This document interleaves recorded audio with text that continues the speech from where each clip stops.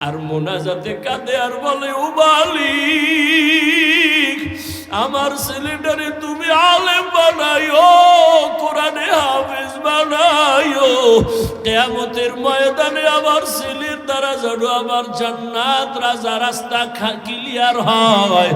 ও মা বোনেরা, আপনারা কি পারেন না একটা ভালো ছেলের মা হইয়া কবরে যাবেন?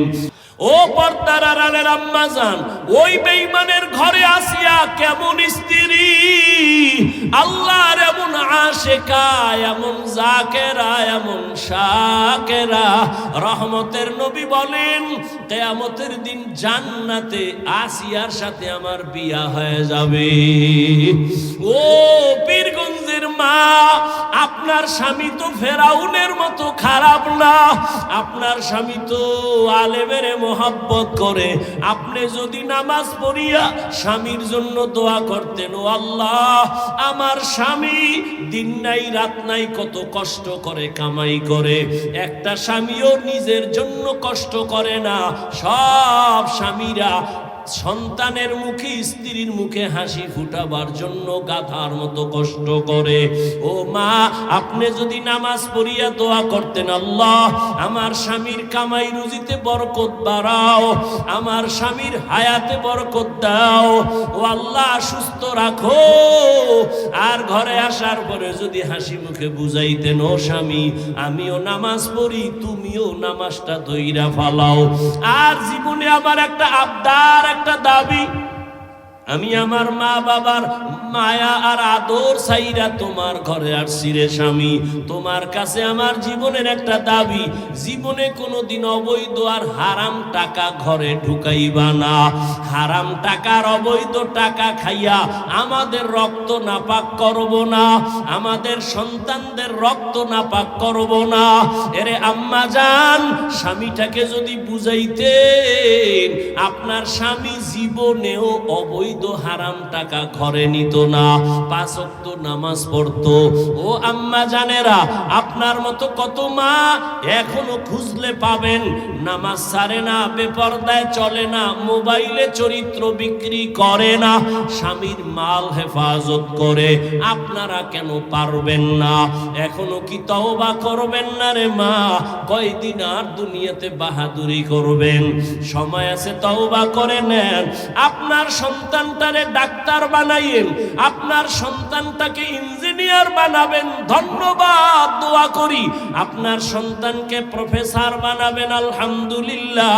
তবে আমার দাবি, আপনার সন্তানটারে বেয়াদব বানাইবেন না। আপনার সন্তান কোনোদিন যেন মা বাবার সাথে বেয়াদবি না করে, কোনোদিন শিক্ষকের সাথে যেন বেয়াদবি আচরণ না করে। আপনার সন্তান কোনোদিন যেন আলেমদের সাথে বেয়াদবি না করে। তাহলে ডাক্তার হলেও আপনার জীবন সফল, ইঞ্জিনিয়ার হলেও জীবন সফল। এরে আম্মা জান, সন্তানটারে যদি মাঝে মাঝে বুঝাইতেন, রে বাবা, আমি তোর মা, জীবনে তোরে নিয়ে কম কষ্ট করি নাই, আমার জীবনের তোর কাছে আমার আবদার, জীবনে মিথ্যা কথা বলবি না, কারো হক নষ্ট করবি না, কারো সাথে খারাপ ব্যবহার করিয়া বরদোয়া নিবি না। যদি সন্তানের বুঝাইতেন, ডাক্তার হইয়া ও সন্তান অনেক দামি হয়ে যাইত। ওই আল্লাহর ওলি এই যুবক আর যুবতীর সাথে বিবাহ করায় দিল। এবার মনের মতো বউ পাইছে ভাই, আবার মহিলাটাও মনের মতো একজন স্বামী পাইল। আজান হলেই তো পাগল হয়ে যায় দুজন, দুনিয়ার সব কাজ বাদ, নামাজে দাঁড়াও। আবার নামাজের পরে আমল, তেলাওয়াত, এভাবে আমল শুরু করলো। ফজরের সময় স্বামী যদি আগে উঠে, স্ত্রীকে ডাক দেয়, উঠো নামাজ আদায় করো। আবার স্ত্রী যদি আগে উঠে, স্বামীকে ডাক দেয়, উঠো নামাজ পড়ো। নামাজ পড়া দুজনার একটা চাওয়া আল্লাহর কাছে। স্ত্রীও কাঁদে আর কয়, স্বামীও একই দোয়া করে, আল্লাহ, মনের মতো স্বামী পাইছি, স্ত্রীও পাইলাম, দুইজনে এখন বাগান সাজাবো। পাহারা দেওয়ার জন্য বাগানটাকে নেককার একটা ছেলে দান করো। দুইজনার দোয়া কবুল হতে চলছে, এক হাতে তালি বাজে না, বিনা বাতাসে পানি নড়ে না, ঠিক স্বামী আর স্ত্রীর মন যদি এক না হয় ওই বাগানে কোনোদিন ফুল ফোটে না। স্ত্রীর মনও এক, স্বামীর মনটাও এক, দুইজনে কান্না করে দোয়া করতেছেন, হে মালিক নেককার সন্তান দিও। আল্লাহ এমন একটা সন্তান তাদের দান করলেন, এই সন্তান দুনিয়াতে আসা মাত্র ডান কানে আজানের আওয়াজ, বাম কানে ইকামতের আওয়াজ। 7 দিনের দিন চুল ফালায় একটা সুন্দর নাম রাখছে। নাম রাখার পরে এবার সন্তানটারে আদব শিক্ষা দিতেছে। আদব শিক্ষা দিয়া এমন একটা আদর্শের সন্তান মা বাবা উপহার দিয়া গেল। ইতিহাসের পৃষ্ঠা যদি খুলো বাবারা, নামটা দেখবা স্বর্ণাক্ষরে লেখা। গুগলে সার্চ দিয়া বাসায় গিয়া বাইর কইরো, ওই দুইজনার মিলন মেলার বাগানের ফুটন্ত গোলাপ এমন এক সন্তান বীর যোদ্ধা হইয়া ইমানের পাওয়ার নিয়া বাইতুল মুকদ্দাসে গেলেন। বাইতুল মুকাদ্দাস জেরুজালেমে যাইয়া ইহুদি বেঈমানের হাত থেকে প্রথম কিবলা বাইতুল মাকদিসকে হস্তগত করে ফেললেন। ওই মালয়েশিয়া, রাশিয়া সব বেঈমানের মোকাবেলায় বিজয়ের পতাকা উড্ডীন করলেন। ওই সন্তানের নাম এমন কোন ইতিহাসবিদ নাই জানে না, এমন কোন শিক্ষিত মানুষ নাই জানে না, এমন বীর পুরুষকে যার শিক্ষা নিয়ে যার অবদানকে কেউ অস্বীকার করতে পারে না। মিশর হাতে নিয়ে নিল, রাশিয়া হাতে নিয়ে নিল, বাইতুল মুকাদ্দাস ইহুদিকে নিপাত করে হাতে নিয়ে নিল। এই ভাগ্যবান ভাগ্যবতী মায়ের সন্তান, ভাগ্যবান বাবার সন্তান, ইতিহাসের পৃষ্ঠায় তার নাম সুলতান সালাউদ্দিন আইয়ুবী রহমাতুল্লাহ আলাইহি। ও যুবক, গুগলে সার্চ দিয়া দেখো সুলতান সালাউদ্দিন আইয়ুবী কে। আজকেই বের কইরা দেখ কেমন মায়ের, কেমন বাবার, কেমন সন্তান। সুলতান সালাউদ্দিন আইয়ুবী গোটা দুনিয়াকে আলোড়ন করে ফেলেছেন, রাষ্ট্র চালাইছেন, আবার জুমার নামাজও পড়াইছেন। একেই তো বলে ইসলামের নেতা, একেই তো বলে ইসলামের একজন সিপাহ সালার। মদিনার রাষ্ট্র চালাইছেন আমার নবী, আমার দুনিয়ার রাষ্ট্র চালাইছেন আবু বকর, ওমর, ওসমান, আলী। চালাইয়া দেখাইছে রাজনীতি যদি করো জান্নাতে যাওয়ার রাস্তায় গিয়া করিও, দান্দাবাজি আর চান্দাবাজি যদি করো কবরে যাওয়ার আগে কপাল নষ্ট হয়ে যাবে। রাজনীতি কইরা কি জান্নাতে যাওয়ার রাস্তা নাই? কথা বলেন না কেন? কপাল খারাপ। ব্যবসায়ী ভাই, ব্যবসার লাইনে থাইকা জান্নাতের পথ খুঁজো। ওই বেঈমান ফেরাউন এত বড় টাকার ক্ষমতার মালিক, তার ঘরের স্ত্রী আসিয়া আমার মাওলার এমন আশেকা হয়ে গেছে, দুনিয়ার থেকে বিদায়ের আগে জান্নাতের চেহারাটা আল্লাহ তারে দেখায় দিছে। ও যুবক বাবারা, ও বৃদ্ধ বাবাজিরা, আপনাদের মতো কত বুড়া বাবারা হাতের মধ্যে লাঠি নিয়ে মসজিদে গিয়া 5 বেলার নামাজ পড়ে, আপনি কেন পারবেন না? ও যুবক, আমিও যদি তোমার মতো চিন্তা করিয়া আমি প্যান্ট শার্ট টাই লাগায়া দাড়ি কাইটা রাস্তায় ঘুরতাম, কেউ আমারে বাধা দিত না। এই টুপির কারণে মাথা গরম, দাড়ির কারণে যৌবনের ভাব চলে যায়, কম বুঝি না। লম্বা জামাটা পরার কারণে শরীর গরম লাগে, কম বুঝি না। এই আর 10 মিনিট সময় দিবা? ভালো করে বুঝো, আমি এখানে চেয়ারে বইসাই কিন্তু বলেছিলাম এখানে আসতেও কপাল লাগে, বসতেও কপাল লাগে। মা বাবার জন্য দোয়া কইরা যাইতো বাবা, কপাল লাগে। সবার কপালে দোয়া নসিব হয় না, সবার কপালে বেহেশতের বাগানে টিকে থাকা নসিব হয় না। হেদায়েতের মালিক আল্লাহ। ও যুবক, আমিও যদি তোমার মতো ওইভাবে চলতাম কেউ বাধা দিত না, কিন্তু না, তুমিও মুসলমান আমিও মুসলমান, তোমার আমার আল্লাহ এক, নবী এক, কোরআন এক, কাবা এক, ধর্ম এক, কালেমা এক। অথচ আমি টুপি খুলতে লজ্জা পাই, তুমি টুপি দিতে লজ্জা পাও। আমি দাড়ি কাটতে লজ্জা পাই, তুমি দাড়ি রাখতে লজ্জা পাও। আমি পর্দা না করলে লজ্জা পাই, তুমি পর্দা করতে গেলে লজ্জা পাও। আমি মসজিদে না ঢুকলে লজ্জা পাই, তুমি মসজিদে ঢুকতে গেলে লজ্জা পাও। অথচ তুমিও আল্লাহ মানো, নবী মানো, কোরআন মানো, হাদিস মানো। কেন বাবা এত দূরত্ব? বুঝি না রে বাবা। তুমি ভুলে আসো নাকি আমি ভুলে আসি তাও বুঝি না রে বাবা। চিন্তা ভাবনা কইরা দেখলাম যত লাইন থাকুক না কেন, আমার মাওলার কোরআন সত্য, নবীর কথা সত্য, কোনো মিথ্যা নাই। যুবকেরা আর একবার জিজ্ঞাসা করি পিছনের কথা, আল্লাহর কোরআন যে সত্য কোনো সন্দেহ আছে? ওই কোরআনে জান্নাতের বয়ান আসেনি, জাহান্নামের বয়ান আসেনি। কে জান্নাতে যাবে কে জাহান্নামে যাবে আমার আল্লাহ তাও বলছেন। ও বাবারা, নেক আমলওয়ালারা জান্নাতে যাবে, যারা গুনাহগার তারা জাহান্নামে যাবে। জান্নাতটা কেমন আরামের ঘর আল্লাহ তাও বয়ান করেছেন, আর জাহান্নামটা কেমন আযাবের ঘর আমার আল্লাহ আমার নবী তাও বয়ান করেছেন। আম্মা জান আয়েশা রাদিয়াল্লাহু আনহা বলেন, আমি একদিন তাকায়া দেখি রহমতের নবী আমার রুমে বৈশা বৈশা গুনগুন করে কান্না করেন। আমি ভয় পেয়ে গেলাম, না জানি আমি আয়েশা কোনো বেয়াদবি করে ফেললাম। ইয়া রাসূলুল্লাহ, আপনি কাঁদেন কেন? আমি কোনো বেয়াদবি করলাম? কয় না তো কেন কাঁদেন? নবী বলেন, ও আয়েশা, কিয়ামতের ময়দানে আমার উম্মতের কি উপায় হবে সেই ভাবনায় কাঁদতেছি। কিয়ামতের ময়দানে এত ভয়ঙ্কর, এত ভয়ঙ্কর হবে। আম্মা জান আয়েশা বলেন, ইয়া রাসূলুল্লাহ, কিয়ামতের ময়দান কেমন ভয়ঙ্কর? নবী বলেন, এই জমিন হবে কিয়ামতের মাঠ, আরাফার ময়দান হবে আল্লাহর আদালত।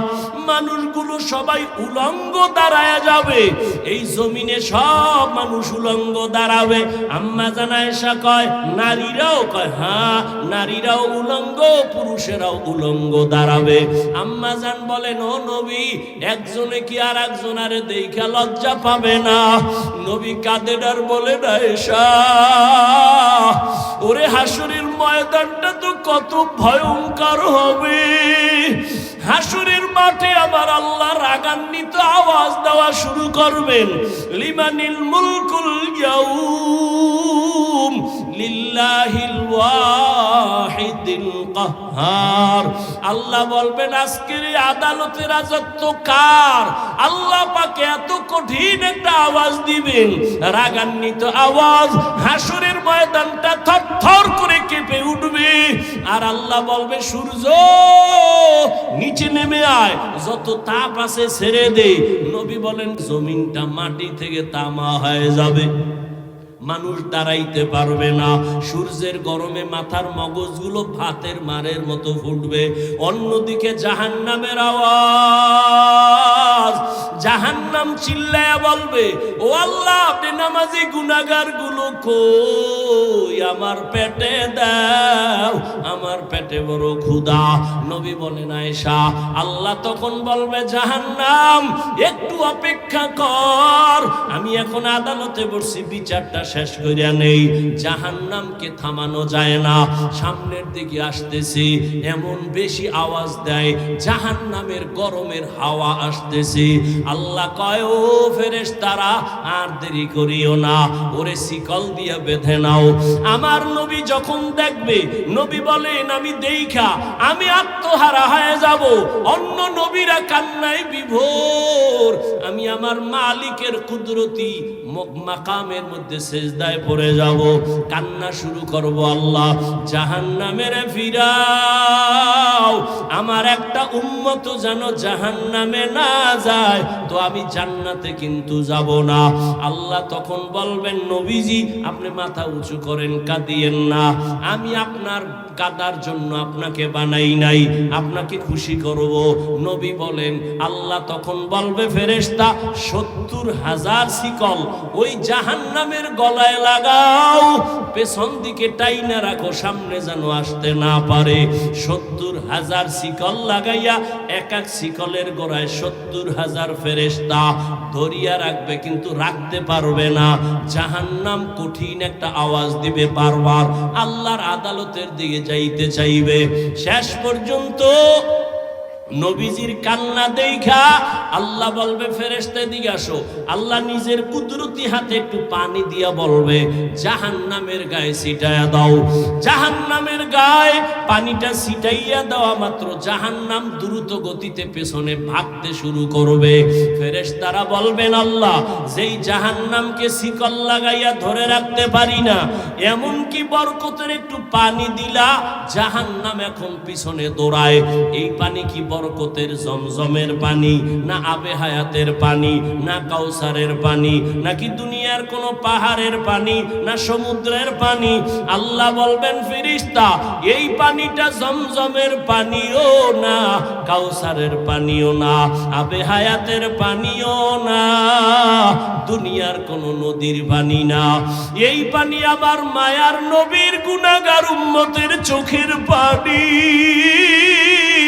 দুনিয়াতে আমার মায়ার নবীর উম্মতেরা গুনার কথা স্মরণ করে কান্না করেছে। কত আল্লাহর বান্দারা রাতের বেলা ঘুমায় না, কাঁদে যায় নামাজ বিছাইয়া, আর বলে আল্লাহ, জীবনে তো কম নামাজ ছাড়লাম না, কম দাড়ি কাটলাম না, বেপরদায় কম চললাম না। ও আল্লাহ, দুনিয়াতে সূর্যের গরম সহ্য করতে পারি না, কবরে গেলে জাহান্নামের গরম কেমনে সহ্য করব? একটা মশার কামড় সইতে পারি না, কবরে কেমনে আযাব সহ্য করব? দুনিয়ার গরম বড় কঠিন, জাহান্নামের গরম কেমনে সহ্য করব? আল্লাহর বান্দা কান্না করেছে।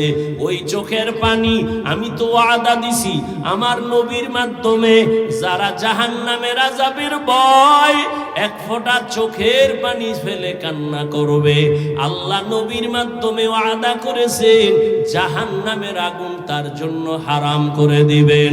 ও আল্লাহর বান্দারা, ও বাবাজিরা, ও মা বোনেরা, ও বৃদ্ধ বাবাজি, যুবক বাবারা, এত গুনাহ করার পরেও দেখো আজকে চোখে তোমার আমার পানি নাই। অথচ জান্নাতের টিকিট পাইয়া আবু বকরের চোখে কান্না, ওমরের কান্না, উসমানের কান্নার আওয়াজ। তোমার আমার সেই হিসেবে তো গলায় রশি লাগায় কান্না উচিত, অথচ চোখে পানি নাই। মনে কইরো না তোমার কপাল ভালো, বরং গুনার কারণে আল্লাহ বেজার। পাথরের থেকেও তোমার আমার দিলটা শক্ত হয়ে গেছে, চোখে পানি আসে না। ওরে চোখের পানি ছাড়া জাহান্নামের আগুন নিভানো যাবে না। এখনো যদি মনে চায়, আল্লাহর নবী বলেন জাহান্নামের ভয় নিয়ে 2 ফোঁটা চোখের পানি সারিয়া কান্না করিও। এই ময়দানে কত আল্লাহর গোলাম আছো, আজকে তুমি এতিম, মা নাই, বাবাও নাই, এতিমের মতো। ওই মা বাবার দাপট না জীবনে কত দেখাইলা। একদিন মা চইলা গেছে, বাবাও গেল, তুমিও একদিন চলে যেতে হবে। ওই মা বাবার পাইবা না। ওই মা বাবা এখান থেকে অনেকে আবার বাসায় যাইয়া মা বলে ডাকবে, বাবা বলে ডাকবে, মা বাবা দরজা খুলবে, যার মা নাই তার কলিজাটা ছিঁড়িয়া যাবে। ও আল্লাহর বান্দারা, ওই মা বাবার চোখের পানি আর দোয়া ছাড়া এই চেয়ারে বসতে পারি নাই। ওই মা বাবার চোখের পানি দোয়া ছাড়া তুমিও টাকার মালিক হইতে পারো নাই, বাড়ি গাড়ির মালিক হইতে পারো নাই, সম্মানের চেয়ার পাও নাই। ওই মা বাবার জন্য 2 ফোঁটা চোখের পানি ছাড়িয়া কি দোয়া করতে পারবা না? যেই মা বাবা তোমার আমার জন্য এত চোখের পানি ফেললেন, এখনো 2 ফোঁটা চোখের পানি ছেড়ে তওবা করো। জীবনে তো গুনাহ কম করো নাই, কেউ জানে না, আমার আল্লাহ জানেন। মা বাবায় যদি আমার তোমার গুনার খবর জানতেন, লজ্জায় আমাদের কাছে আসতেন না, ঘর থেকে তাড়াইয়া দিতেন। আল্লাহ কত দয়া করছেন, তওবার আহ্বান করতেছেন। জীবনের গুনাহ থেকে ক্ষমা চাও, আল্লাহর কাছে তওবা করো বাবা। মরিয়া গেলে যাব, হায়াতের মালিক, রিজিকের মালিক, ইজ্জতের মালিক আমার আল্লাহ। আর নামাজ ছাড়বা না, দাড়ি কাটবা না, বেপরদায় চলবা না, মা বাবার সাথে বেয়াদবি করে বরদোয়া নিবা না, ওলামায়ে কেরাম শিক্ষক মুরব্বীদের সাথে বেয়াদবি করে বরদোয়া নিবা না। তওবা করার মতো যদি কারো অন্তর তৈরি হয়, মুনাফিকি যদি অন্তরে না থাকে, দুটো হাত আমার আল্লাহকে দেখাইয়া দাও। ওয়াল আসর,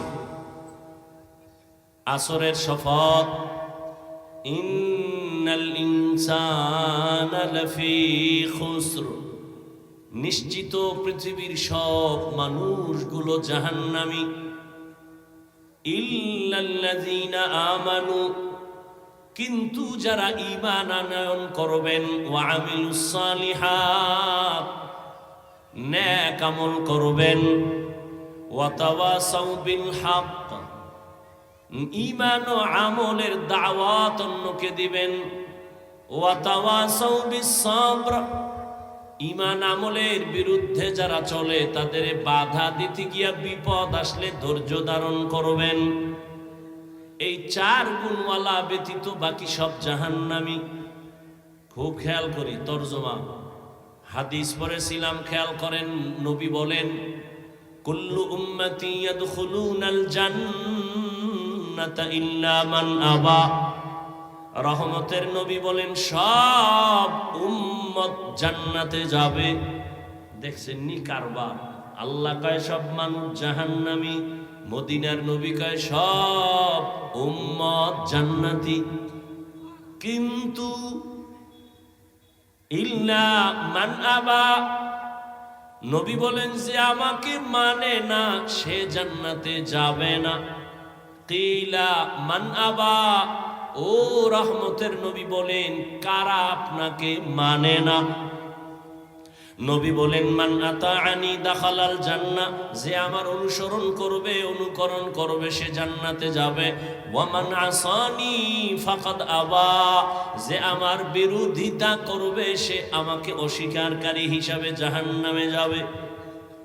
হাদিসের কিছু সামান্য ব্যাখ্যা 5 মিনিট শুনেন। নবী বললেন সব উম্মত জান্নাতে যাবে, যারা নবী মানে না তারা জান্নাতে যাবে না। কে নবী মানে, কে মানে না? সাহাবায়ে কেরামের প্রশ্ন, নবী আপনাকে মানে না তারা কারা? নবী স্পষ্ট স্কেল দিয়ে গেলেন, কে আমি মুহাম্মদ রে মানে, কে মানে না। আপনার আমার বলা বলি করে দ্বন্দ্ব বাড়ানোর প্রয়োজন নাই। কে নবী মানে, কে মানে না, নবী নিজেই বলছেন। সাহাবায়ে কেরামের প্রশ্ন, হে নবী আপনাকে অস্বীকার করে মানে না তারা কারা?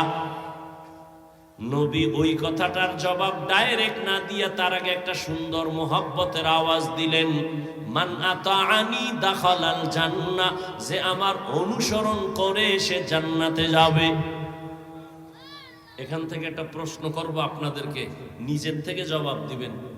আবার বলছি, নবী বললেন যারা আমারে মানে তারা জান্নাতে যাবে, যারা মানে না তারা যাবে না। সাহাবায়ে কেরামের প্রশ্ন, ইয়া রাসূলুল্লাহ আপনাকে অস্বীকার করে মানে না তারা কারা? নবী ওই জবাবের আগে বললেন যে আমার অনুসরণ করে সে জান্নাতে যাবে। এবার আপনারা বলেন, নবী বলছেন যে আমার অনুসরণ করবে জান্নাতে যাবে, বিপরীত কথাটা কি দাঁড়াবে? যারা অনুসরণ করে না তারা জান্নাতে। আবারও বলছি, সাহাবায়ে কেরাম বললেন, হে নবী কে আপনাকে অস্বীকার করে? রহমতের নবী বলছেন যারা আমার অনুসরণ করবে তারা জান্নাতে যাবে। বিপরীত কথা দাঁড়ায়, যে অনুসরণ করবে না সে জান্নাতে যাবে না। কিন্তু আশ্চর্যের বিষয়, নবী এটা বলেন নাই। এখন অনেকের মাথায় ঢুকতেছে না, ভালো করে খেয়াল করেন। সাহাবাদের প্রশ্ন, নবী আপনাকে মানে না তারা কারা? নবী বললেন যে আমার অনুসরণ করবে সে জান্নাতে যাবে। কথা বিপরীতটা দাঁড়ায় যে নবীর অনুসরণ করবে না সে জান্নাতে যাবে না। নবী এই কথা বলেন নাই যে আমার অনুসরণ করবে না সে জান্নাতে যাবে না। তো নবী কি বলছেন? নবী বলেন যে আমার বিরোধিতা করবে সে আমাকে মানে না হিসাবে জাহান্নামে যাবে। এখান থেকে কি বুঝলাম? চিকন কথা বুঝলাম। কি? নবীরে যারা মানে না তারা দুই দল। কয় দল? এক দল আগ্রহী আর এক দল বিদ্রোহী, এক দল দরদি আর এক দল বিরোধী। যেমন আমি কথার কথা একজন যুবকের জিজ্ঞাসা করলাম, এই যুবক, রহমতের নবীর আদর্শে দাঁড়িয়ে রাখো না কেন, নামাজ পড়ো না কেন? যুবক বলে, হাফিজ ভাই, নবীর আদর্শে নামাজ দরকার, আমি পারি না, দোয়া করেন, চেষ্টা করব। জবাব দেন, এই ছেলেটার কথার দ্বারা কি বুঝলেন? বিদ্রোহী না আগ্রহী? দরদি না বিরোধী? দরদি। ঠিক তেমনি ভাবে প্রশ্ন বামের এক যুবকরে করলাম, এই যুবক, নবীর আদর্শের দাড়ি টুপি নামাজ পড়ো না কেন? আমার কথাটা শেষ না হতে বিদ্যুতের গতিতে জবাব দিল, দাড়ি না রাখলে অসুবিধা কি? টুপি না পরলে অসুবিধা কি? নামাজ না পড়লে অসুবিধা কি? বলেন ছেলেটার কথায় কি বুঝলেন? আগ্রহী না বিদ্রোহী? রসুলের আদর্শের বেলায় বিদ্রোহীর আর এক নাম হলো বেঈমান। ভালো করে মনে রেখেন। তাহলে একজনে দাড়ি রাখে না, তাকে গালি দেওয়া যাবে না। আগে বুঝতে হবে লোকটা কি আগ্রহী না বিদ্রোহী। আগ্রহী হলে মুমিন, বিদ্রোহী হলে বেঈমান। একটা লোক নামাজ পড়ে না, তাকে গালি দেওয়া যাবে না। বুঝতে হবে লোকটা কি আগ্রহী না বিদ্রোহী। আগ্রহী হলে মুমিন, বিদ্রোহী হলে বেঈমান। যে নামাজ পড়ে না তাকে গালি দেওয়া যাবে না, কিন্তু যে নামাজ পছন্দ করে না তাকে ছাড় দেওয়াও যাবে না। ব্যবধানটা বুঝছেন তো? ব্যবধান আছে না? একজনে নামাজ পড়ে না আর একজনে পছন্দ করে না, দুইজন সমান? একটা মুমিন আর একটা বেঈমান। যে নামাজ পড়ে না তাকে গালি দেওয়া, যে নামাজ পছন্দ করে না তাকে ছাড় দেওয়া, সুযোগ পেলেই জুতা মোবারক। যে পর্দা করে না তাকে গালি দেয়া যাবে না, কিন্তু যে পর্দার বিধান পছন্দ করে না তাকে ছাড় দেওয়া যাবে না। তাসলিমার পরিণাম ফল স্মরণ করাইতে হবে। তাসলিমা কয়, নারীর উপরে আল্লাহ পর্দা ফরজ কইরা একচাটিয়া নারীর উপরে আল্লাহ জুলুম করছে, আল্লাহ জালেম। নাউজুবিল্লাহর আওয়াজে বোঝা যায় ওর খালতো ভাই আপনারা। জোরে বলেন,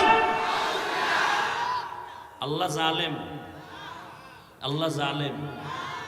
আল্লাহ খালি জালেম না, সামান্য একটু যদি ধাক্কা দেয় এ দুনিয়া শেষ করতে কয়দিন লাগবে? আল্লাহর দেওয়া পানি খাইতেছেন না, আপনার আব্বাই দিছে। সূর্য কার? আলো ভোগ করতেছেন কেন? আল্লাহরে মানেন না, আল্লাহরটা ভোগ করেন কেন? জমিন কার? আল্লাহ। বাতাস ভোগ করতেছেন কার? পানি ভোগ করতেছেন কার? জমিনের ফসল খাইতেছেন কার দেওয়া? আল্লাহর দেওয়া। নদীর মাছ খাইতেছেন কার দেওয়া? আল্লাহর দেওয়া। সব খাইয়া ডেইলি একবার মরেন, এরপরে আবার আল্লাহ জিন্দা করে। কি ঘুমাননি? ঘুম মানে মরা। দোয়া পরে আল্লাহ মরতেছি, দোয়াটাই তো মরা। আল্লাহুম্মা বিসমিকা আমুতু। হ্যাঁ, ও আল্লাহ তোমার নামে মরতেছি। বা মরা কেমন মরা? চোরে আইয়া বউয়ের কানের অলংকার টান মাইরে লয়ে দৌড়, টেরি ভাই নাই। কেমন মরা মরছে? আল্লাহ যদি মরা থেকে জিন্দা না করে কেউ পারবে? হ্যাঁ, তাহলে আল্লাহর দেওয়া সব খাইয়া যেই পরিমাণ জুলুম করেন, আল্লাহ যদি একটু ধাক্কা দেয়, ঘুমের উঠে দেখতেন চেহারা শুকরে রয়ে গেছে, বানরের চেহারা হয়ে গেছে।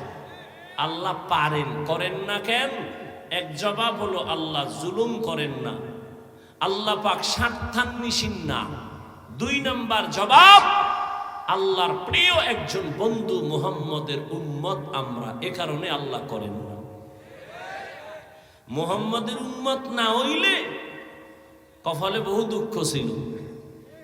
আল্লাহ হেদায়াত দান করুন। এরপরও আমাকে কপাল খারাপ, সে আল্লাহরেও চিনি না, আর যে আল্লাহর বন্ধুর জন্য আমাকে এত সুযোগ সুবিধা, সে বন্ধু মুহাম্মদ রেও চিনি না। আল্লাহ হেদায়াত দান করুন। তাহলে যে নবী মানে না তাকে জাহান্নামী বলা যাবে না, গালি দেওয়া যাবে না। বুঝতে হবে সে আগ্রহী না বিদ্রোহী। হাদিস থেকে এই ফলাফলটা আমরা জানবো। একটা বেনামাজিকে দেখলে সি সি করে তাড়ায় দেওয়া যাবে না। প্রবাদ আছে, রোগকে ঘৃণা করো রোগীকে নয়, পাপকে ঘৃণা করো পাপীকে নয়। ঘুমাইতেছে না কেউ, যদি কেউ হুজুর ঘুমাবো, একটা তাজা কবিরা গুনাহ করলো মিশা কথা কইয়া। বাঙালি রাতে ঘুমায় না, সবাই দরওয়াজা জানালা বন্ধ করে মোবাইলের হক আদায় করে। মাইয়া পোলার হক আদায় করার টাইম না পাইলেও মাশাআল্লাহ মোবাইলের হক যথাযথ আদায় হয়। বউয়ের হক আদায় হয় না, কিন্তু মোবাইলের হক আদায় হয়। এরপরে হক আদায় করতে যে মানকে সিভায় বইরা পাইছে মিস কল পাইয়া পরকিয়া। এরপরে কয় বিয়া সাইডে যায় সিরিয়াল 2। আল্লাহর জন্য বিয়া করছে না মানকে সিভায় আটকাইছে? হ্যাঁ, এক বউয়ের হক আদায় করতে পারে না, ডবল নিয়ে চিন্তা করে। আল্লাহ হেদায়াত দান করুন। এবার আসেন সূরা নিয়ে কিছু আলোচনা করি। ওয়াল আসর, আসরের শপথ। সূরাটা যদিও বড় ছোট সূরা, কিন্তু সূরার পাওয়ার অনেক বেশি। 4 মাযহাবের 4 ইমাম, এর মধ্যে একজন ইমাম হলেন ইমাম শাফিঈ রাহমাতুল্লাহ আলাইহি। তিনি লেখছেন, আল্লাহ যদি কোরআনে হাকিমের মধ্যে 6666 আয়াত সবগুলো যদি অবতীর্ণ নাও করতেন, শুধু আল আসরে সূরাটা দিয়ে বলতেন দুনিয়ার মানুষ এই সূরার উপরে আমল করো, আর মানুষ যদি ওয়াল আসরে সূরাটা উপরে আমল করে জীবন চালাইতো, বিনা হিসাবে জান্নাতি হয়ে যাইতো। কাদের কুদরত দারি বার কামাল, আন্তা রব্বি আন্তা হাসবি জুল জালাল, তুহি কাদের জলিলুল্লাহ জাহাদার, বহর হালে তুহি মেরা নেগাহদার। সূরাটার এমন পাওয়ার। সূরাটার শুরুতে আল্লাহ শপথ করলেন ওয়াল আসর, আসরের শপথ। আল্লাহ শুধু এখানে না, কোরআনের বিভিন্ন জায়গায় শপথ করেছেন, কসম করেছেন। একটু জবাব দেন, আল্লাহর কোরআন সত্য না মিথ্যা? কত পার্সেন্ট সত্য? পুরাটা না অর্ধেক? সবাই একমত? 100 বুঝি না আর 200 বুঝি না, কিয়ামত পর্যন্ত জমিনে আরো যত পার্সেন্ট বাড়বে, সবার থেকেই আমার আল্লাহর কোরআন সত্য। ই কালামে জিন্দা কুরআনে হাকিম, হিকমতে উলা ইয়াজালাস তো কদিম, বাখা কুরআ কালামুল্লাহ বশনো কদিমাস্তি কদিমাস্তি নাইনো। আল্লাহ শপথ করলেন কোরআন সত্য। মিথ্যা প্রমাণ করার জন্য ১৫০০ বছর পর্যন্ত অপচেষ্টা কম করে নাই বড় বড় পণ্ডিতেরা। আর কোরআন এমন একটা কিতাব, যে কিতাব কোনো সিন্ধুকে তালা দিয়ে রাখা হয় না, কোন হিন্দু ভাই যদি কয় কোরআন চাই, আমি টাকা দিয়ে বলবো নেও, কারণ এটা এমন একটা কিতাব যেটা ধরলেই অ্যাকশন শুরু। যে কিতাব খুইলা দেখবে অ্যাকশন, যে কিতাব তাকায় তাকায় দেখবে অ্যাকশন, যেই কিতাবটা পড়লেও অ্যাকশন, যেই কিতাবের আওয়াজ কানে শুনবে তাতেও অ্যাকশন। এমন একটা কিতাব যদি কারো ঘরের মধ্যে রাখো, ওই ঘর ফেরেশতারা পাহারা দিবে। এত সুন্দর কোরআন, ১৫০০ বছর হয়ে গেছে, একটা ভুল কি কেউ বের করতে পারছে? বরং বহু বিধর্মীরা আল্লাহর কোরআনের সামনে দাঁড়াইয়া ভুল স্বীকার করে কালেমা পড়েছে, কিন্তু কপাল বড় খারাপ, মুসলমানেরা এখনো সেই কোরআনের মর্ম বুঝলো না। কোরআনের মর্ম বুঝে নাই। ঘরের মধ্যে কোরআন আছে, ২০ বছর ৩০ বছর হয়ে গেছে, এমনও কপাল পরা আছে একদিনও খুইলাও দেখলো না যে ভিতরটা কেমন। অথচ নবীর দুশমন আবু জাহাল সারা জীবন নবীর বিরোধিতা করত, কিন্তু রাতের আধারে গোপনে একা একা নবীর ঘরের কিনারায় দাঁড়ায় নবীর জবানের তেলাওয়াত শুনত। কারণ এটা এমন সুন্দর কথা, জমিনে কত গান, কত কবিতা, কত কিছুই শুনলাম, আল্লাহর কোরআনের মতো মজার আওয়াজ আর একটাও নাই। আছে? একটা কবিতা বারবার বললে সবাই বিরক্ত হয়, কেউ এই কবিতা শুনতে চায় না, কিন্তু কোনদিন মসজিদের মুসল্লি বলে নাই হুজুর 15 বছর 20 বছর আলহামদু সূরাটাই তো শুনলাম, এবার পাল্টাইয়া পড়েন। কেউ বলছে? বরং যার তেলাওয়াত আর কণ্ঠ যত সুন্দর, তার তেলাওয়াতে তত মজা। এই কোরআন সিনায় লাগাই ওরে যুবক, ওই কোরআনটা একটু বুকে লাগাও, খুইলা খুইলা তাকাও, দেখবা চোখের পাওয়ার বাড়তে থাকবে। এটা আমার মাওলার দেওয়া কালাম। আল্লাহ আরো কিছু কিতাব দিছিলেন, একটা কিতাবও এখন সংরক্ষিত নাই, পুরাটা ভেজাল মুক্ত নাই, কিন্তু আমার আল্লাহর কালাম খোলামেলা আছে, একটা ভুল কেউ ঢুকাইতে পারে নাই। বরং এই ভুল বের করতে যায় বহু মানুষের জীবনের ভুল ধরা পড়ে কালেমা পড়লো। ও পীরগঞ্জের মুসলমান, এখনো যদি কোনো বিচক্ষণ ব্যক্তি শিক্ষিত বলতে পারো বাবা কোরআনে একটা ভুল আছে, প্রমাণ দাও, আমি এখন দাড়ি কেটে ফেলবো, নামাজ রোজা বাদ দিব, কারণ আমাদের সব কথার মূল পুঁজি হলো কোরআন। আল্লাহ আছে, দলিল কি? কোরআন। কিয়ামত হবে, দলিল কি? জান্নাত আছে, দলিল কি?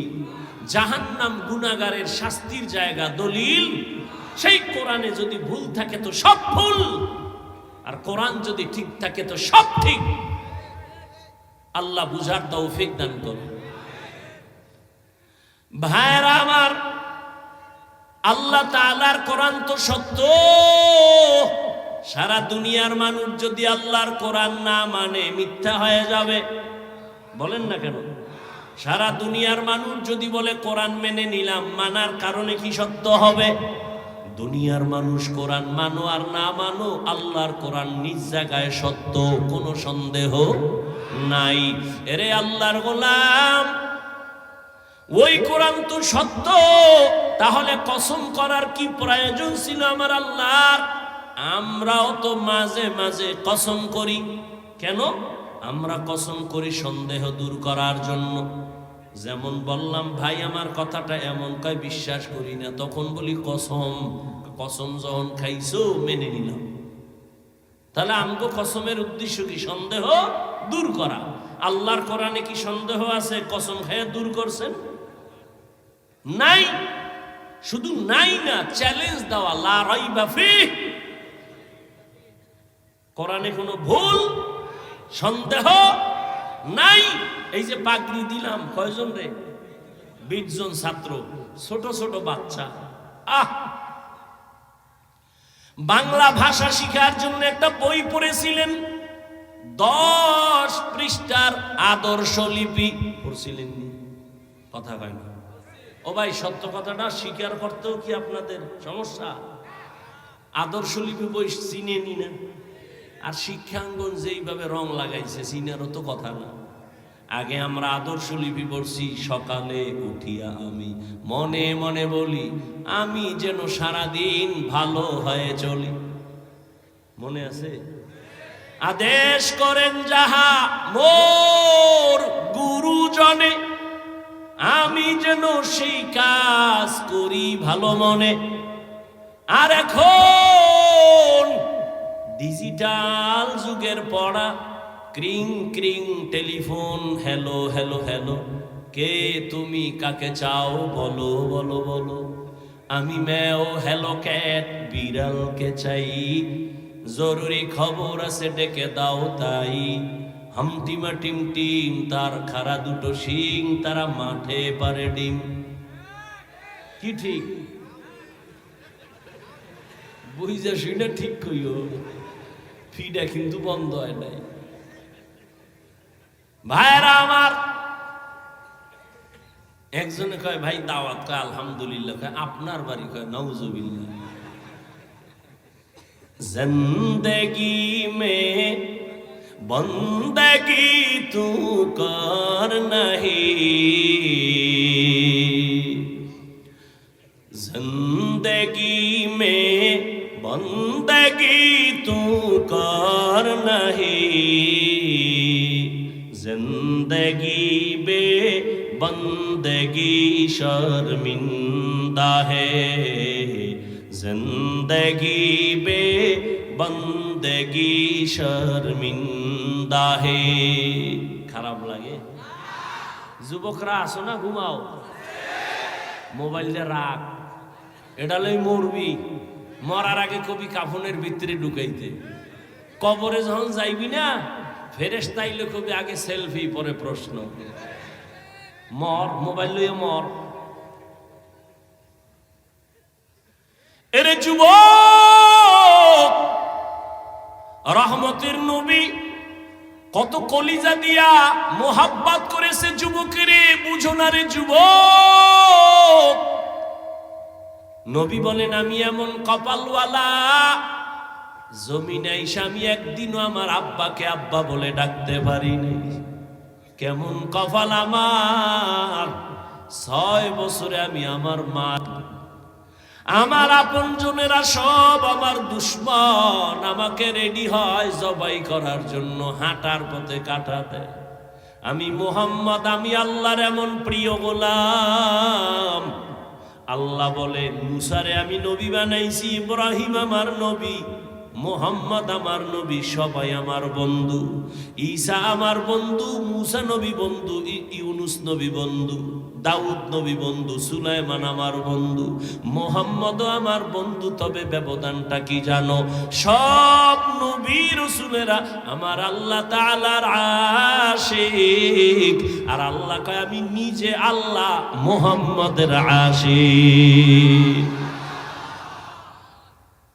ওই নবী বলেন, আমি যদি দোয়া করতাম উহুদ পাহাড় স্বর্ণ বানাও, আল্লাহ বানাইতেন। আমি উল্টা দোয়া করছি, ও আল্লাহ তুমি আমারে বড় লোক বানাইও না, আমারে তুমি গরিবী হালাতে রাখিও, গরিবী হালাতে মরণ দিও, কিয়ামতের দিন গরিবের সাথে আমার হাসর করাইও।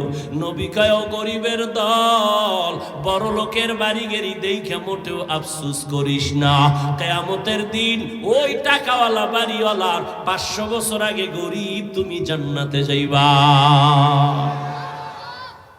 নবী বলেন, এই বিপদের সময়, বিপদে পড়লে বাবারে টেলিফোন করি, বাবা কই, আমার উপরে বিপদ।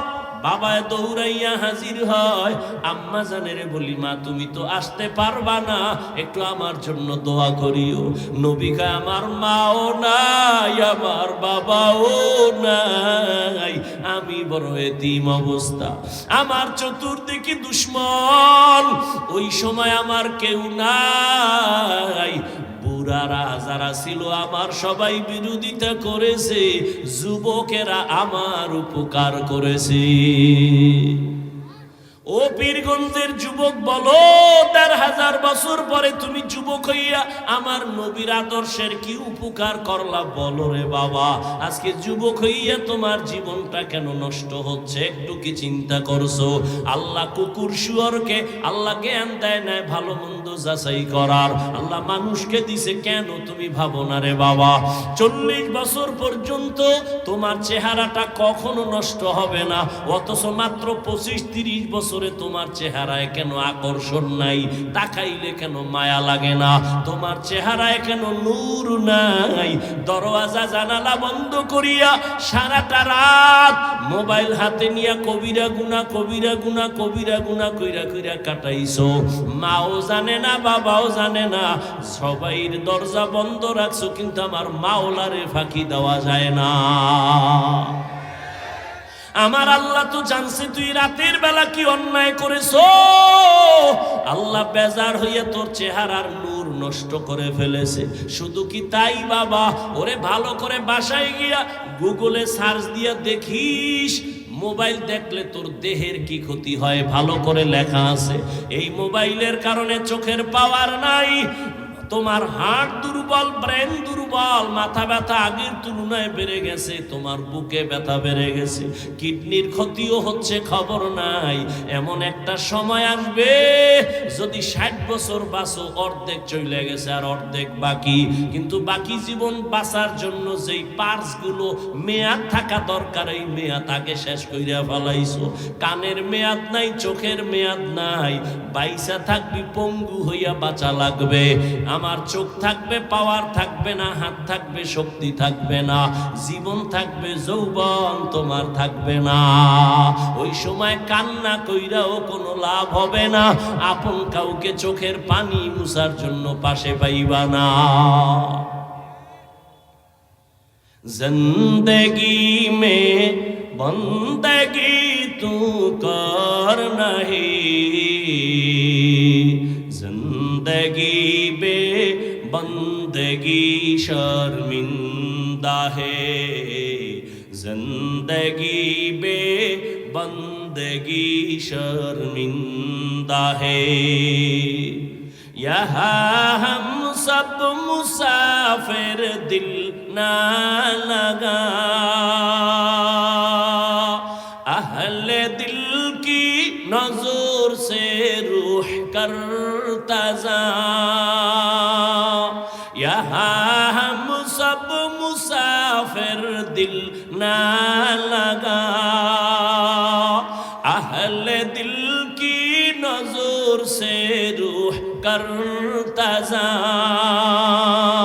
शाह दौलत सब फकीर घर नेक नेहे, शाह दौलत सब फकीर घर नेक नेहे।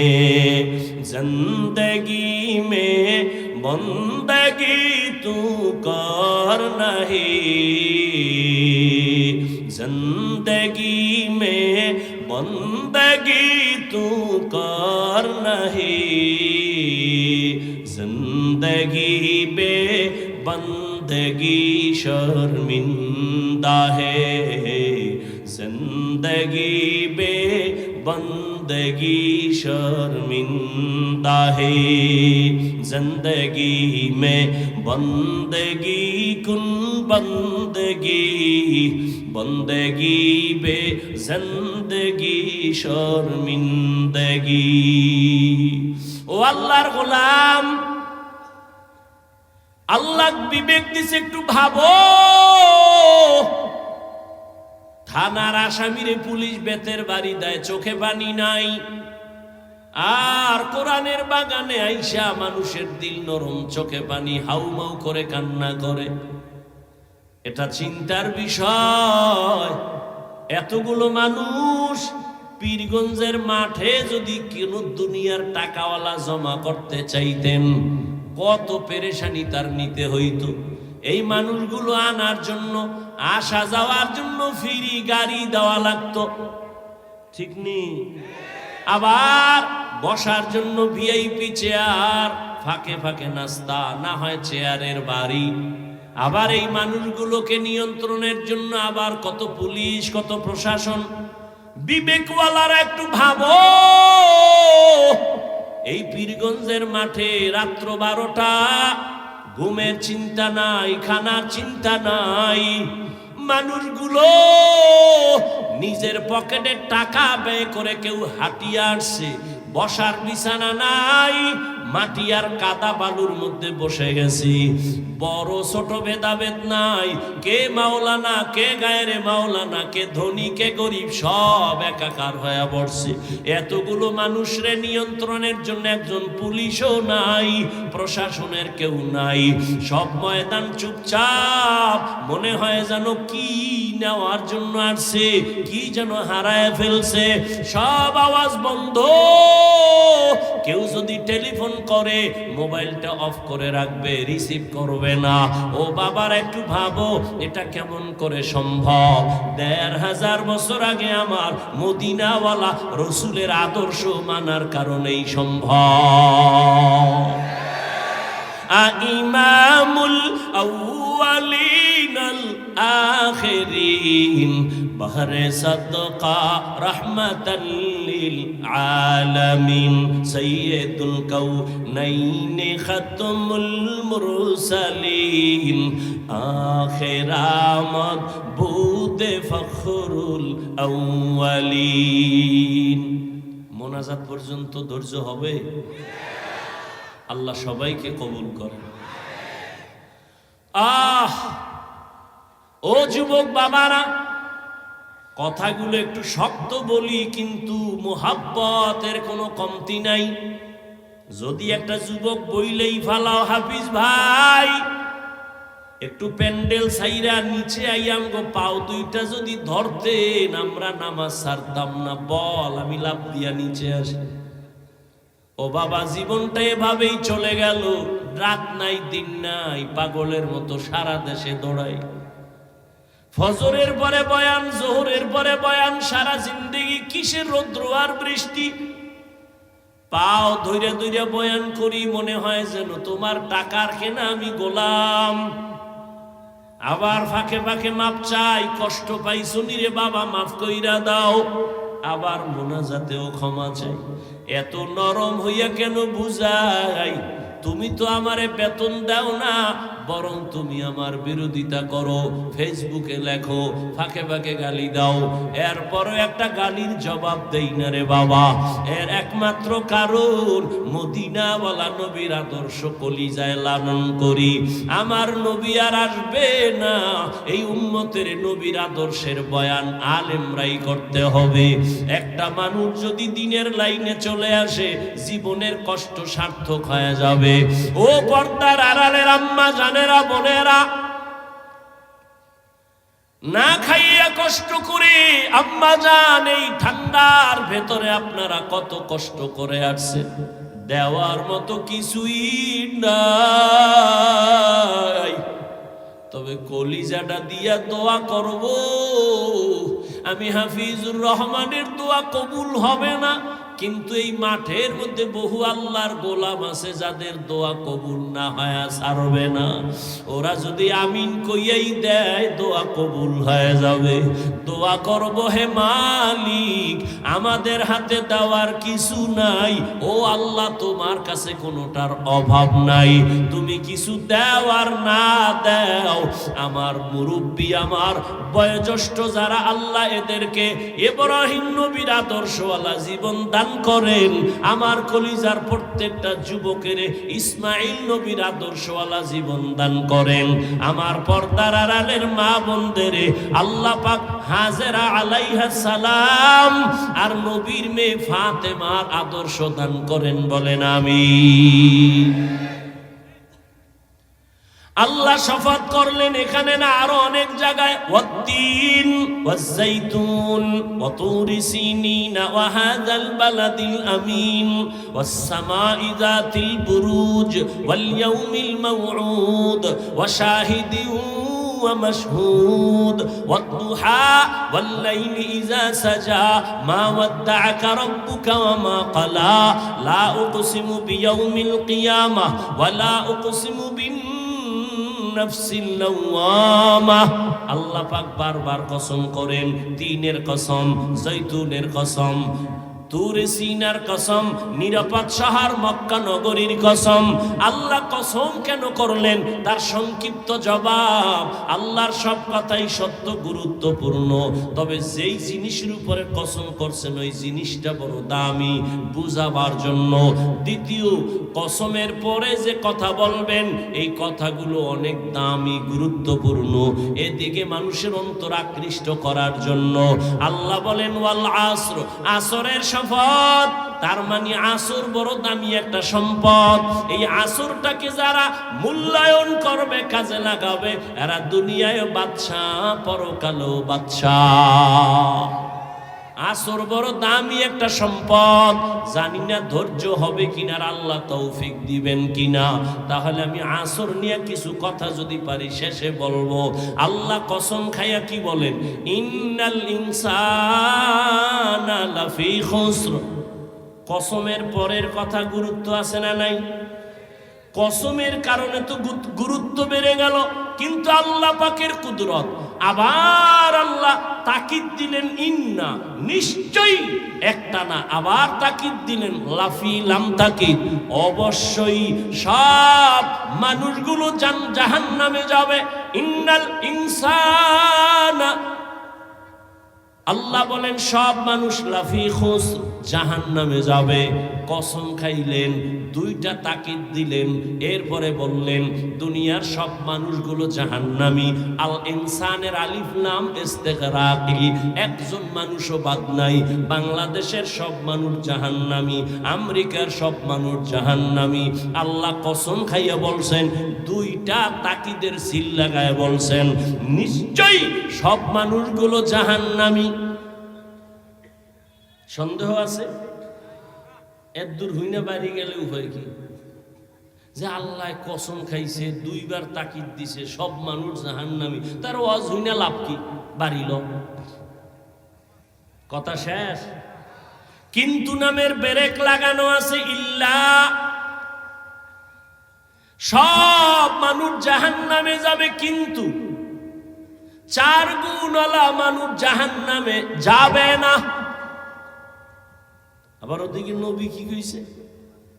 কুল্লু উম্মতি ইয়াদখুলুনাল জান্নাহ, সব উম্মতেরা জান্নাতি। তাহলে বিড়ি টানলে আর অসুবিধা কি? নবী কইছে সব উম্মত জান্নাতে যাবে। নবী কয় আমিও কিন্তু নামের ব্রেক লাগায় দিছি, সব উম্মত জান্নাতে যাবে, কিন্তু আমারে যারা মানে না তারা জান্নাতে যাবে না। আল্লাহ বলেন সব মানুষগুলো জাহান্নামে যাবে, কিন্তু 4 গুণওয়ালা মানুষ জাহান্নামে যাবে না। আল্লাহ এ ময়দানকে কবুল করে।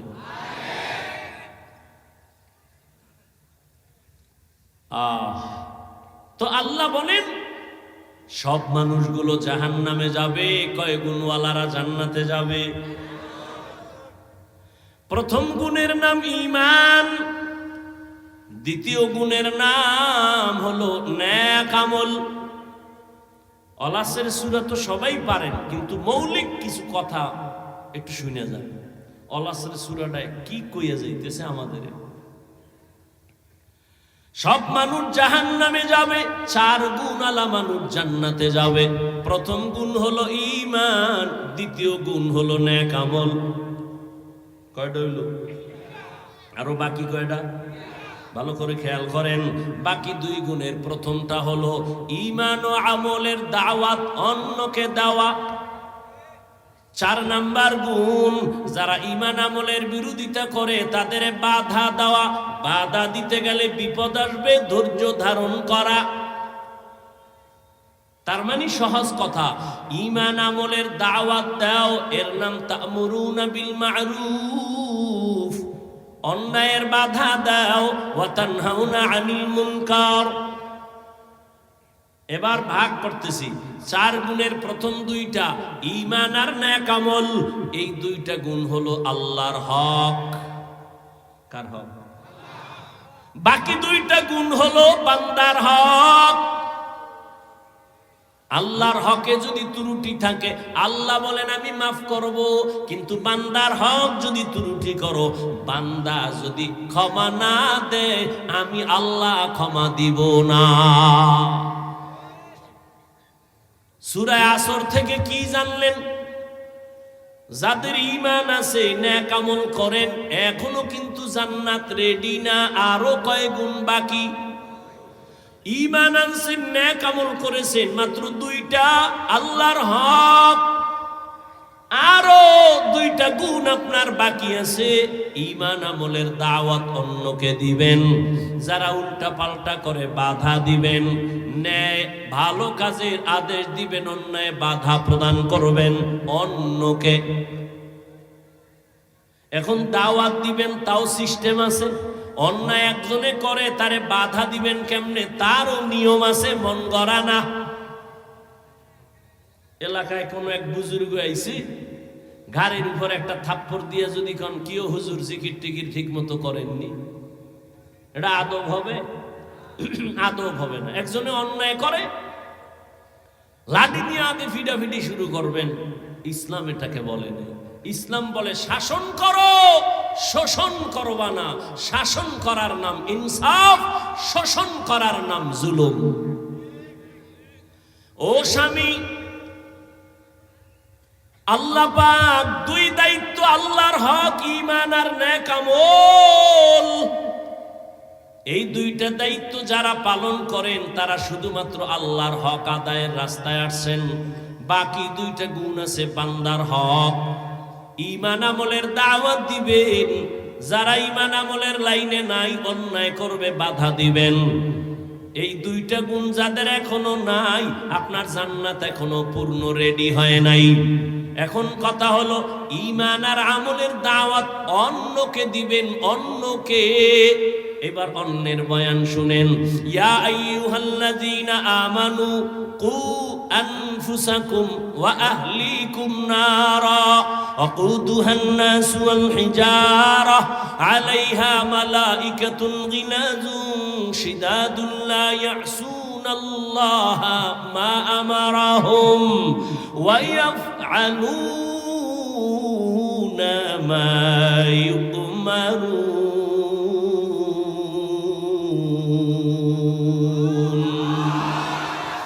কালামে জিন্দা কুরআনে হাকিম হিকমতে উলায়া জালাস্তু কাদিম। আল্লাহ কয়, মুমিন, জাহান্নামের আগুন থেকে নিজেকে বাঁচাও, তোমার আহালকে বাঁচাও। আল আসরে সূরার আলোচনাগুলো শুনেন। জাহান্নাম থেকে নিজেকে বাঁচাও, এটা 1 নাম্বার দায়িত্ব। দ্বিতীয় দায়িত্ব, তোমার আহালকে বাঁচাও। তৃতীয় দায়িত্ব, তোমার সমাজের বাঁচাও। 4 নাম্বার দায়িত্ব, উম্মতের বাঁচাও। এবার কে কার হাল? সন্তান মা বাবার হাল। ও মা বাবা, জাহান্নাম থেকে নিজে আগে বাঁচেন, সন্তানকে বাঁচান। স্বামী স্ত্রী আপনার আহাল। ও স্বামী, জাহান্নাম থেকে আপনি আগে বাঁচেন, আপনার স্ত্রীকে বাঁচান। ও ইমাম ও খতিব সাহেব, মুসল্লি আপনার আহাল। আপনি জাহান্নাম থেকে আগে নিজেকে বাঁচাবেন, এরপরে মুসল্লিদেরকে বাঁচাবেন। ও আল্লাহর গোলাম, ও এলাকার মেম্বার, কমিশনার, ওয়ার্ডের মানুষকে আগে নিজে বাঁচেন, ওয়ার্ডের মানুষকেও জাহান্নাম থেকে বাঁচান। ও চেয়ারম্যান সাহেব, আপনি ইউনিয়নবাসীকে বাঁচাবেন, আগে আপনিও বাঁচবেন। ও এমপি সাহেব, আপনিও জাহান্নামের আগুন থেকে বাঁচেন। আপনার সদস্য যারা আপনার আসনে, তাদেরও বাঁচাবেন। সরকার প্রধান, আপনিও জাহান্নাম থেকে বাঁচেন। আপনারা হালপুরা দেশবাসী, এদেরকেও বাঁচান। ওলামায়ে কেরাম জাহান্নাম থেকে বাঁচবেন। গোটা দুনিয়ার উম্মত আপনারা হাল, উম্মতেরও বাঁচাবার দাওয়াত দেন, চেষ্টা করেন। মা বাবা, সন্তানের হক আদায় করেন। অনেক মা বাবা কান্না করে, সন্তান আমার হক আদায় করে না। আমি বলি আব্বা জান আম্মা জান সন্তানের হক আদায় করছেননি, ঈমান আমল নিজে আনছেন, সন্তানের দাওয়াত দিছেননি। ও স্বামী ঈমান আমল আনছেননি আর স্ত্রীকে দাওয়াত দিছেননি, কয় দেওয়ার রাস্তাই তো নাই, বিয়া করছি ডানা কাটা ভরি। এইরকম এক ভেজাল লাগিয়ে গেছে। বাঘের বাচ্চা যারে শয়তান ভয় পায়, 27 বছরের যুবক ওমরের আদালতে বাবাই গিয়া দাঁড়ায় বলে, আমার সন্তান আমার হক আদায় করে না। ওমর কথার আগে তরবারি রেডি। তুমি ছেলের বিরুদ্ধে বিচার দিলা, ছেলে কই? কয় বাড়ি। না আমি বাদী আর বিবাদী দনোজন লাগবো, ডাকাও। ছেলেরে ডাকাইছে, এই তুই বাবার হক আদায় করো না কেন? ও কাঁপতেছে আর কয়, খলিফাতুল মুসলিমিন বেয়াদবি মাফ করবেন, আমার কি কথা বলার অনুমতি আছে? কয় আছে, বলো। বলে আমার হক আব্বার উপরে, আমার মা বাবার পক্ষ থেকে কি আমার উপরে কোনো হক আছে? বলে আছে। জানতে পারি? বলে পারো। ওমর বলে 1 নাম্বার হক বলবো। এরে আব্বা জান আম্মা জান, 1 নাম্বার আপনার হক, ভালো মা একজন ঘরে আনবেন। কি মা? ভালো মা।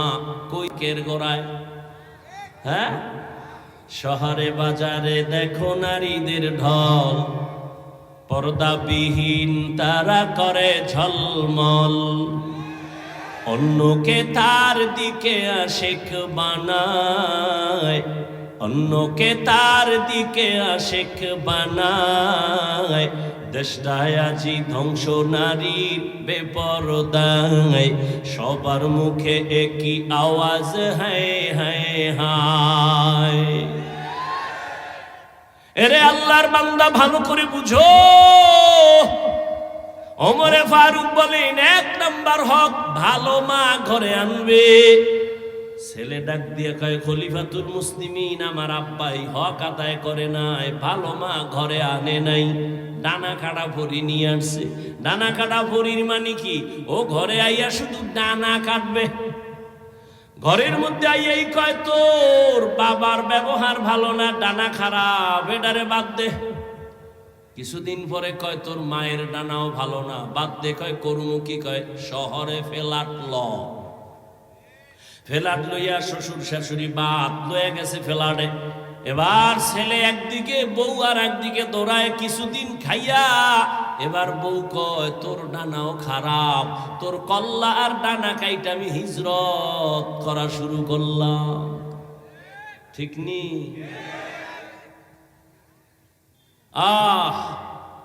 ভালো মা ঘরে আনো। ভালো মা কেমন একটু বলি? ধৈর্য হবে তো? ছোট ভাই বিয়া করে ফেলেছে, বড় ভাই এখনো বিয়া করে নাই।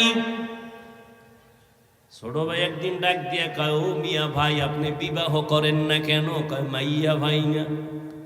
দেশে কি মাইয়ার অভাব? কয় যেমন মাইয়া চাই তেমন পাই না।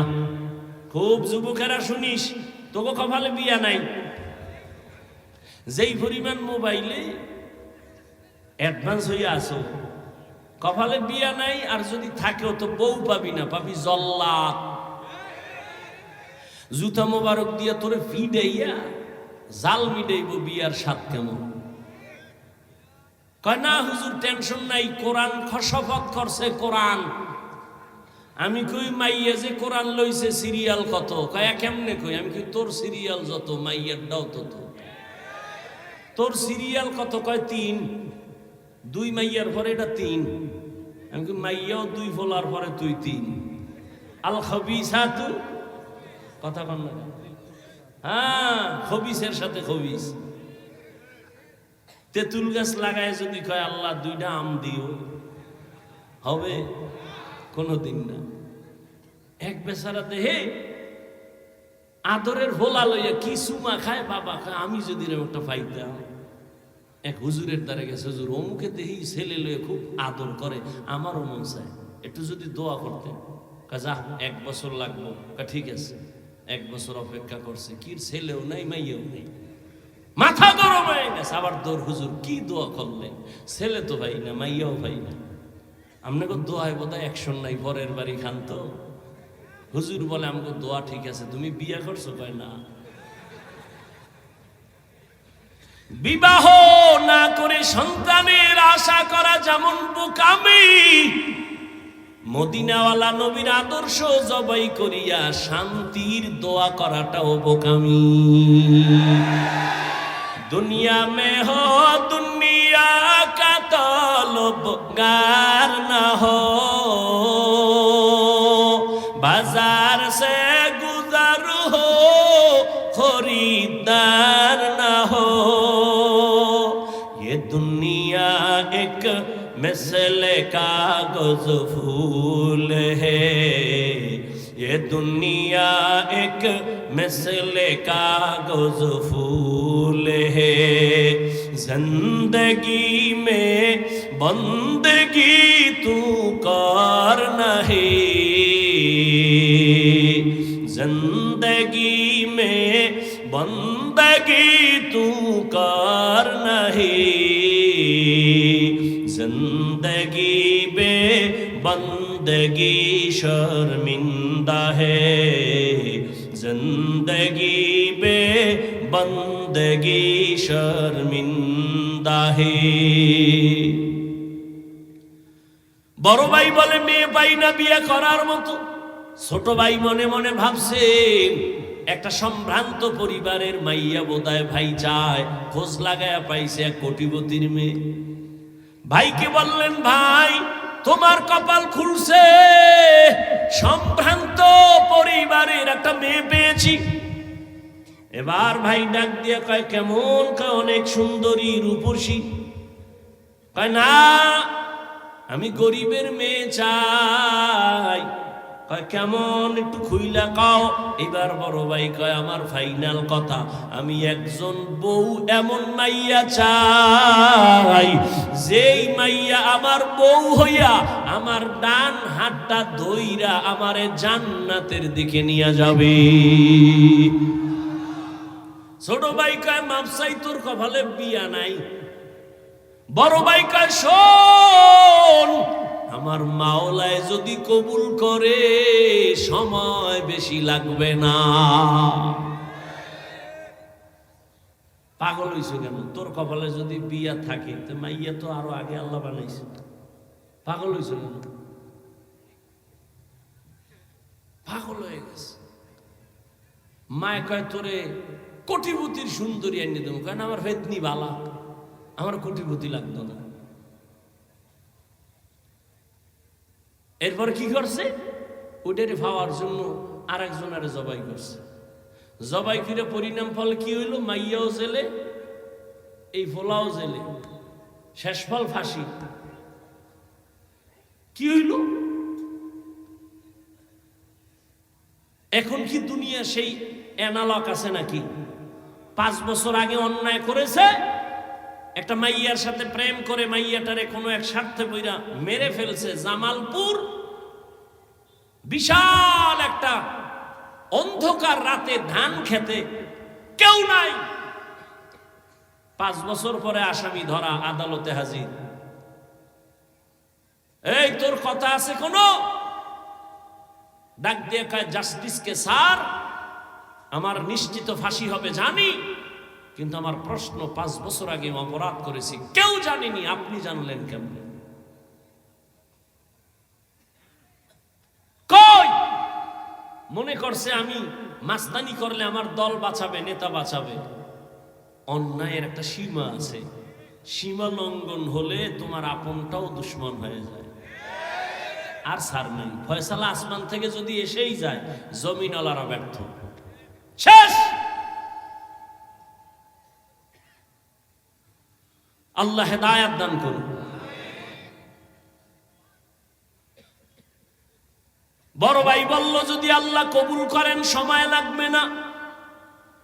এই বইলা বড় ভাই ধৈর্য ধারণ করেছে, আর নামাজ পড়ে আল্লাহর কাছে দোয়া করেন, ও আল্লাহ, তুমি আমার জীবনের ফুলের বাগান সাজাবার জন্য একটা নেককারিনী মেয়ে আমারে দিয়া দাও। দোয়া চলতেছে, অন্যদিকে খবর আসছে পাশের এক এলাকায় এক বুজুর্গ আল্লাহওয়ালা আসছে, মানুষ তার থেকে দোয়া নেয়। দৌড়ায় গেল, ফজরের নামাজ পড়লো, সালাম দিয়া বলেন, হযরত আমি আপনার একটু নেক দোয়া নিতে আসছি, দোয়া করেন। ও বাবা বিয়া করছুনি? কয় না। কেন করো না? তোমার ভাই কয়জন? এইজন। কয় ছোট ভাই কি করে? কয় বিবাহ করে সন্তান হয়েছে। তুমি কেন করো না? বড় ভাই দুই ফোঁটা চোখের পানি ছেড়ে কয়, হুজুর আমি এমন একটা মেয়েকে বিয়া করতে চাই যেই মেয়েটা আমার এই হাত ধইরা জান্নাতের দিকে নিয়ে যাবে। হবে কিনা জানি না, তবে আমার মাওলার কাছে দোয়া ফেরত যাবে না, চোখের পানি ফেরত যাবে না। হঠাৎ মসজিদের মধ্যে হুজুরে বসে বসে এই ভাইয়ের সাথে কথা বলে, জানালার বাইরে থেকে একটা আওয়াজ আসতেছে, কচি কণ্ঠে একটা কন্যা সালাম দিছে, আসসালামু আলাইকুম হযরত, কেমন আছেন? আমি এই এলাকার এক গরিবের কন্যা সন্তান, আপনার একটু দোয়া নেওয়ার জন্য আসছি। অনেকে দোয়া চায়, আমিও দোয়া চাই। কি দোয়া চাও মা? বয়স কত? এত। কয় তোমার বিবাহ হয়েছে কিনা? কয় না। কেন তোমার বিয়া হয় না? বয়সের সীমানা তো পারায়া যাচ্ছে। মেয়েটা ডাক দিয়া কয়, হুজুর আমি আমার আল্লাহর কাছে দোয়া করতেছি, এমন একজন স্বামী আল্লাহ যেন আমারে দেয়, আমার হাত ধইরা যেন জান্নাতে নিয়ে যায়। তোমার আমার কাছে অভাব, আমার মালিকের কাছে কোনোটার অভাব নাই। হুজুর কয়, রে যুবক, মাওলায় বুঝি তোর চোখের পানি কবুল করে ফেলছি, বিয়া করবি নি? বলে হুজুর আপনার দোয়া থাকলে আগাবো। হুজুর মধ্যে থাইকা এই মেয়ে ছেলের সাথে বিয়া করায় দিছি। এই যুবক, নামটা শেষে কমু, বাসায় যেয়ে মোবাইল থেকে বের করবি, এই সান কভাল্লা বলা ডাকে। আর তুই কে? কি অর্জন করেছ জীবনে? এখন যদি মরে যাও, কথার কথা জানো তোর মা খুশি হবে? তোর কপাল এত খারাপ যে তুই এখন মরলে তোর শিক্ষক খুশি, হুজুরেরা খুশি। কেন? তোর চরিত্র আর ব্যবহারে মা বাবা শান্তিতে নাই। মনে মনে কইবে একটা বালা গেছে, বালিশে মাথা লাগায় ভাবিস যে আমার কপালটা এত খারাপ কেন?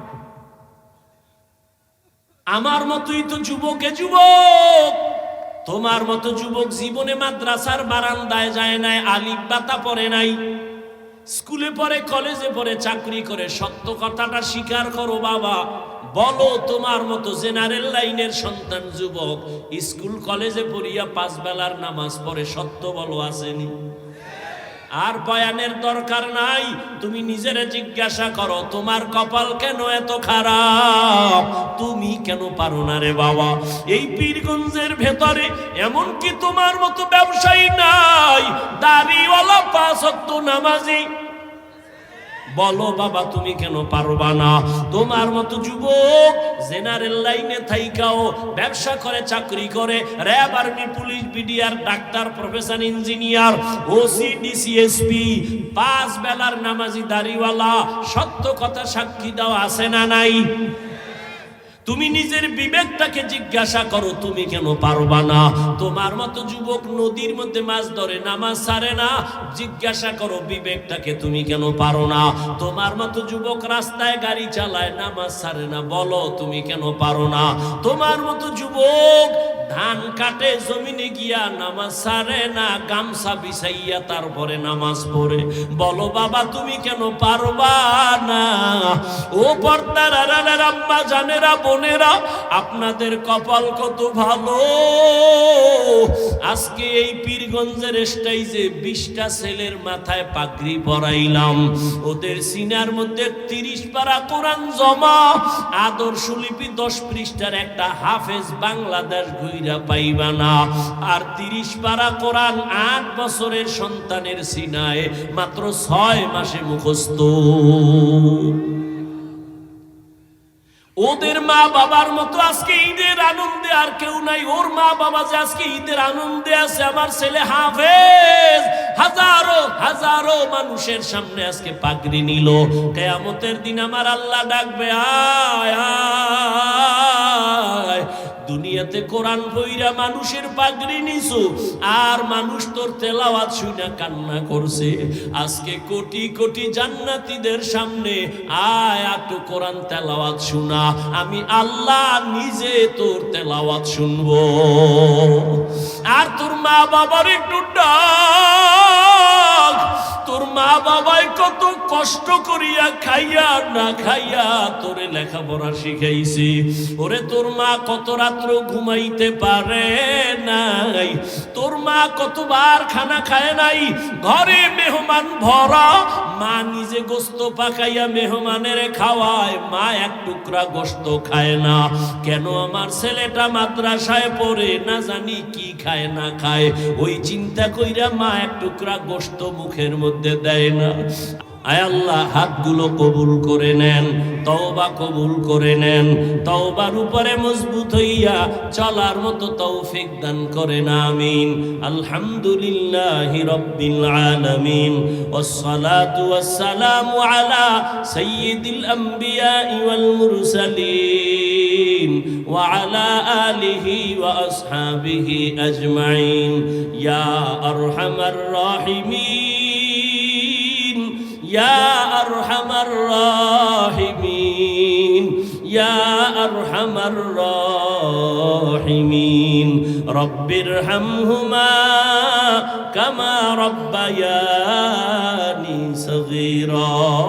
ও দয়ার মালিক, কুদরতের নজর দিয়া তাকায়া দেখেন কত উলামায়ে কেরামরা হাজির, কত ব্যবসায়ী চাকরিজীবী সাদা দাড়িওয়ালা হাজি সাবরা হাজির, পর্দার আড়ালে কত মা বোনেরা হাজির, আমার কলিজার কত যুবক, কত ছাত্র ভাইরা হাজির। দুনিয়ার বাড়িওয়ালাদের দরজাগুলো বন্ধ, আপনার রহমতের দরজা তো বন্ধ নাই। ও আল্লাহ, আমরা শয়তানের ধোকায় পড়ে আপনার নাফরমানি করেছি।